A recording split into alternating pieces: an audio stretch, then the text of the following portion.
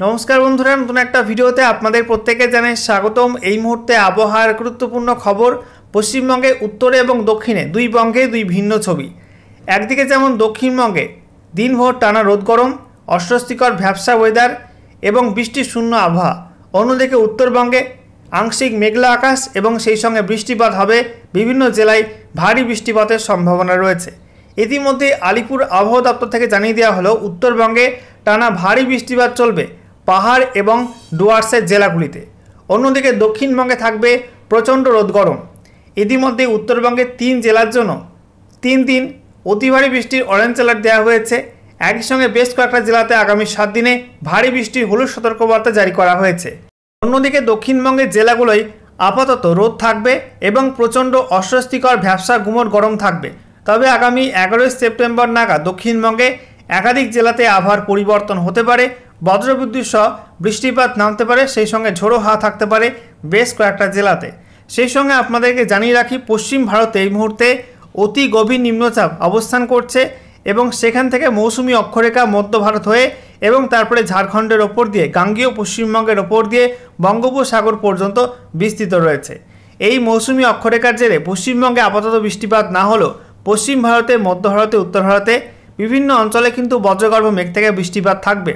সেই সঙ্গে আপনাদেরকে জানিয়ে রাখি উত্তরবঙ্গের বৃষ্টি কিন্তু মূলত রাতের দিকে হবে, বিশেষ করে মধ্যরাতের দিকে বৃষ্টিপাতের সম্ভাবনা প্রবল থাকবে। তো আজকের ভিডিওতে আমরা বিস্তারিত আলোচনা করব আলিপুর আবহাওয়া দপ্তর থেকে নতুন করে যে ওয়েদার বুলেটিন জারি করা হয়েছে সেখানে কি আপডেট দেওয়া হলো, কোথায় কি ওয়েদার সিস্টেম অবস্থান করছে, লেটেস্ট স্যাটেলাইট ইমেজ কি আপডেট দিচ্ছে, একই সঙ্গে আগামী দিনগুলিতে পশ্চিমবঙ্গে উত্তর থেকে দক্ষিণে কোন কোন জেলার জন্য কি ওয়েদার ওয়ার্নিং দেওয়া হলো নতুন করে এবং বৃষ্টিপাতের সম্ভাবনা কোন কোন জেলায় কেমন কি থাকবে ও গত 24 ঘন্টায় পশ্চিমবঙ্গে উত্তর থেকে দক্ষিণে কোন কোন জেলায় কেমন কি বৃষ্টিপাত রেকর্ড হয়েছে সমস্ত কিছু আপনাদেরকে পরপর জানা হবে আজকের এই ভিডিওটির মাধ্যমে। তো ভিডিওটি ভালো লাগলে এবং ইনফরমেটিভ বলে মনে হলে অবশ্যই আপনারা ভিডিওটি একটি করে লাইক করে দেবেন, অবশ্যই ভিডিওটি প্রচুর শেয়ার করবেন। সেই সঙ্গে নতুন দর্শক হয়ে থাকলে লেটেস্ট ভিডিওর আপডেট সর্বপ্রথমে পাওয়ার জন্য চ্যানেলটিকে সাবস্ক্রাইব করে নিয়ে পাশে থাকা বেল আইকনে ক্লিক করে অল নোটিফিকেশন অপশানটিকে অন করে রাখবেন। লেটেস্ট আপডেট আপনারা সবার প্রথমে পেয়ে যাবেন। বন্ধুরা প্রথমে আমরা দেখে নেব আজকে এই মুহূর্তে লেটেস্ট স্যাটেলাইট ইমেজ অর্থাৎ উপগ্রহ চিত্র নতুন করে কি আপডেট দিচ্ছে। তার আগে আপনাদেরকে জানিয়ে রাখি আপনারা এই মুহূর্তে আমাদের ভিডিওটি কোন জেলা থেকে দেখছেন অবশ্যই আপনাদের জেলার নামটি কমেন্টে জানাবেন, তাহলে আপনাদের জেলার আবহাওয়ার খবর আপনারা সঠিক সময়ে সবার আগে জানতে পারবেন।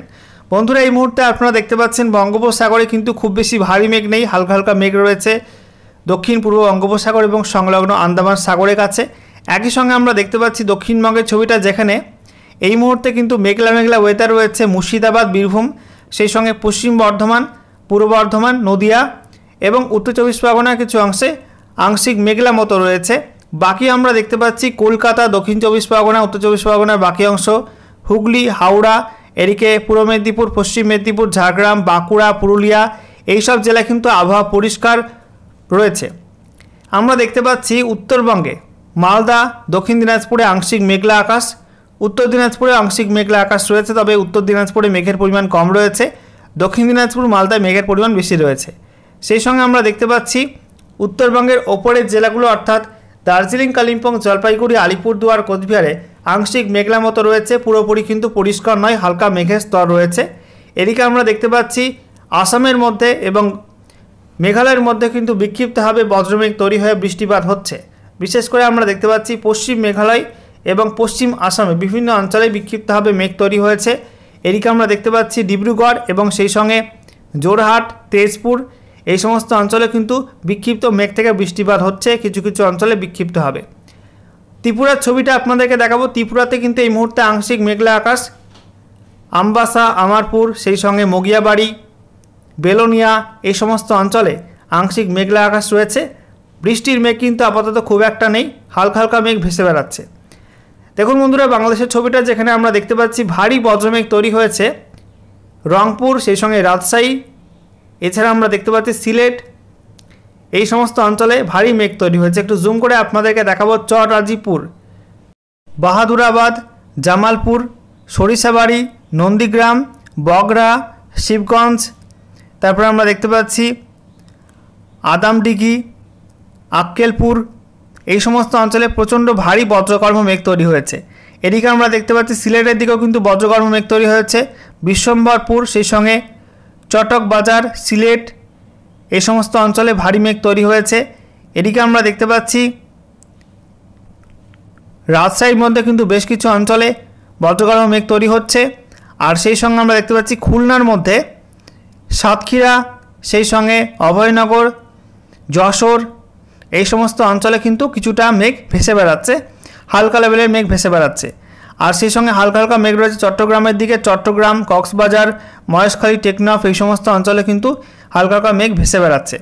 আপাতত কিন্তু ভারী লেভেলের বৃষ্টিপাতের সম্ভাবনা খুব একটা নেই, মূলত হালকা মাঝারি বৃষ্টিপাত থাকবে বাংলাদেশের মধ্যে এবং বাকি অংশে দেখতে পাচ্ছি পরিষ্কার আবহাওয়া রয়েছে। আমরা দেখতে পাচ্ছি উত্তর ভারতের কিছু কিছু অংশ, মধ্য ভারতে আর সংলগ্ন পূর্ব ভারতের মধ্যে কিছু কিছু রাজ্যে বিক্ষিপ্তভাবে বজ্রগর্ভ মেঘ তৈরি হয়েছে। যেমন আমরা দেখতে পাচ্ছি উত্তরপ্রদেশ, মধ্যপ্রদেশ, ছত্তিশগড়, বিহার এবং ঝাড়খণ্ডের মধ্যে বিক্ষিপ্তভাবে বজ্রমেঘ থেকে বৃষ্টিপাত হচ্ছে। সেই সঙ্গে আমরা দেখতে পাচ্ছি অতি গভীর নিম্নচাপ কিন্তু আস্তে আস্তে উত্তর পশ্চিম দিকে সরছে, অর্থাৎ পাকিস্তানের দিকে সরছে। তার জেরে ওই সমস্ত অঞ্চলে বৃষ্টি বাড়লেও আস্তে আস্তে কিন্তু বৃষ্টিপাত কমবে গুজরাট এবং রাজস্থানের উপর। সেই সঙ্গে আমরা দেখতে পাচ্ছি একটা ঘূর্ণাবর্ত রয়েছে, যেটা আমরা দেখতে পাচ্ছি অন্ধ্রপ্রদেশ এবং সংলগ্ন ওড়িশা উপকূলের কাছে। তার জেরে ওড়িশা এবং অন্ধ্রপ্রদেশের মধ্যে বিভিন্ন অঞ্চলে কিন্তু ভারী বজ্রগর্ভ মেঘ তৈরি হয়েছে এবং বজ্রবিদ্যুৎ সহ বৃষ্টিপাত চলছে বিভিন্ন অঞ্চলে। বন্ধুরা, এবার আমরা দেখে নেব আলিপুর আবহাওয়া দপ্তর কী জানাচ্ছে। আলিপুর আবহাওয়া দপ্তর থেকে আজকে স্পেশাল বুলেটিন নাম্বার 1 জারি করা হয়েছে, যেখানে সাবজেক্টে বলা হচ্ছে heavy rainfall activity over north Bengal, উত্তরবঙ্গে ভারী বৃষ্টিপাত হবে। এখন বন্ধুরা বলা হচ্ছে দ্য মনসুন ট্রাপ, মৌসুমি অক্ষরেখা, সেটা এই মুহূর্তে পাস করছে। বলা হচ্ছে ডিপ ডিপ্রেশন রয়েছে, অর্থাৎ অতি গভীর নিম্নচাপ রয়েছে দক্ষিণ পূর্ব পাকিস্তান এবং সংলগ্ন রাজস্থান এবং সংলগ্ন গুজরাটের কচ্ছের ওপরে।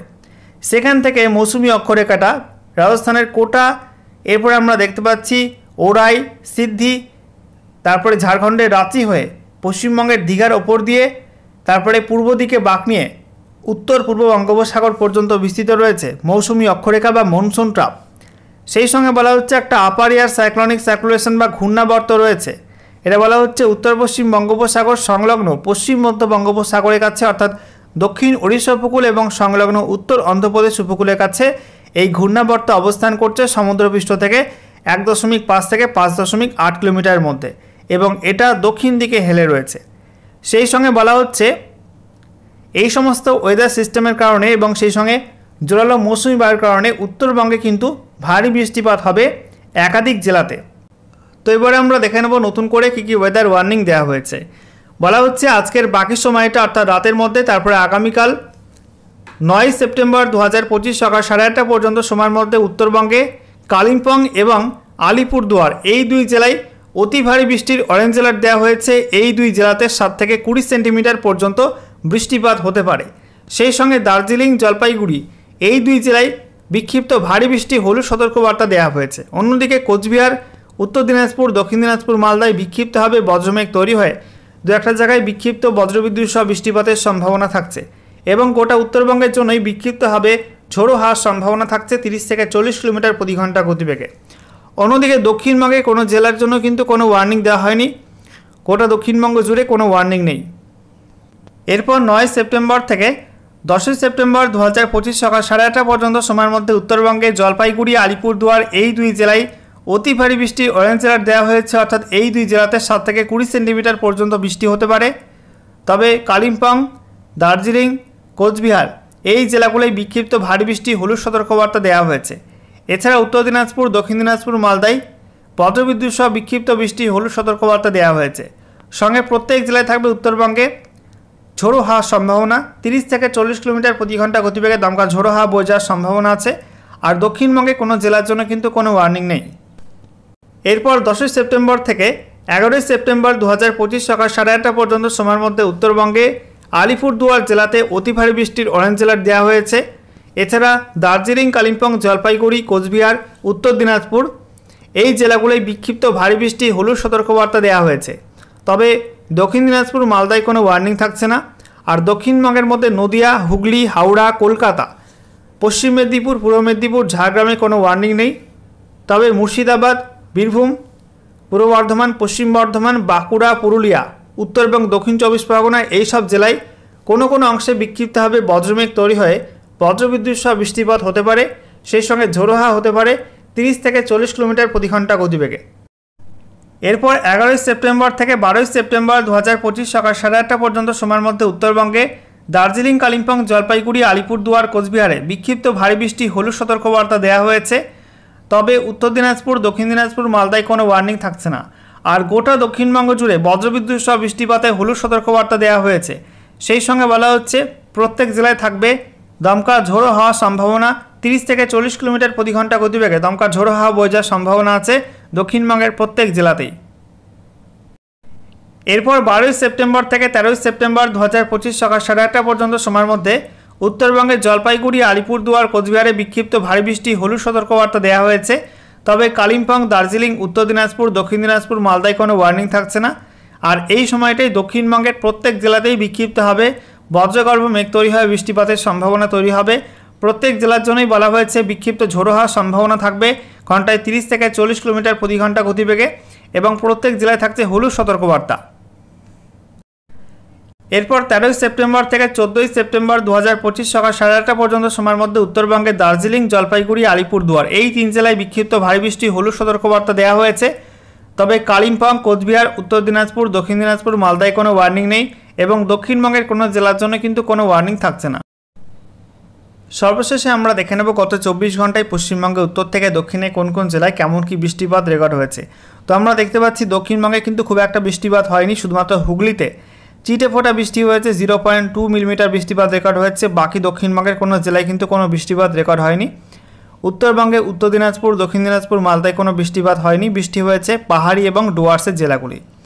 দেখতে পাচ্ছেন জলপাইগুড়ি সেখানে 43.1 মিলিমিটার বৃষ্টি হয়েছে, দার্জিলিং 42.5 মিলিমিটার, আলিপুরদুয়ার 59.2 মিলিমিটার, কোচবিহার 37.9 এবং কালিম্পংয়ে 14.9 মিলিমিটার বৃষ্টিপাত রেকর্ড হয়েছে। তো গত 24 ঘন্টায় উত্তরবঙ্গে পাহাড় এবং ডুয়ার্সে কিন্তু ভালো পরিমাণ বৃষ্টিপাত হয়েছে। আজ রাতেও কিন্তু বৃষ্টি হবে এমনটাই আপডেট দিল আলিপুর আবহাওয়া দপ্তর। অন্যদিকে আমরা দেখতে পাচ্ছি গত 24 ঘন্টায় কলকাতার সর্বোচ্চ তাপমাত্রা রেকর্ড হয়েছে 33.6 ডিগ্রি সেলসিয়াস এবং সর্বনিম্ন তাপমাত্রা রেকর্ড হয়েছে 27.8 ডিগ্রি সেলসিয়াস।